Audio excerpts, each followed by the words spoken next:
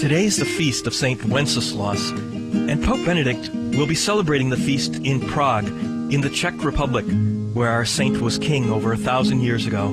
Hello, I'm Father James Kubicki, and I suspect that most people know the name Wenceslaus from the Christmas carol that begins, "Good King Wenceslas looked out on the feast of Stephen." What's interesting is that it's a Christmas carol with no reference to the birth of Jesus.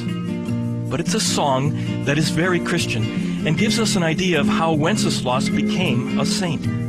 Now, don't worry, I'm not going to sing the carol for you, but just listen to some of the lyrics. Good King Wenceslas looked out on the feast of Stephen, when the snow lay round about, deep and crisp and even. Brightly shone the moon that night, though the frost was cruel, when a poor man came in sight, gathering winter fuel. Then the king gets a servant to help him bring food and fuel to the poor man. The king led the way, and his servant put his feet into the snowy footprints of the king. And the last stanza goes like this. In his master's steps he trod, where the snow lay dinted. Heat was in the very sod, which the saint had printed.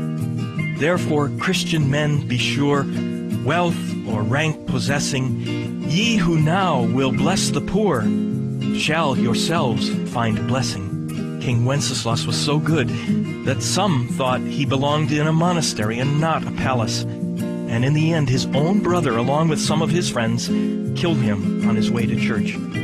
Lord, you taught your martyr Wenceslas to prefer the kingdom of heaven to all that the earth has to offer. May his prayers free us from our self-seeking and help us to serve you with all our hearts.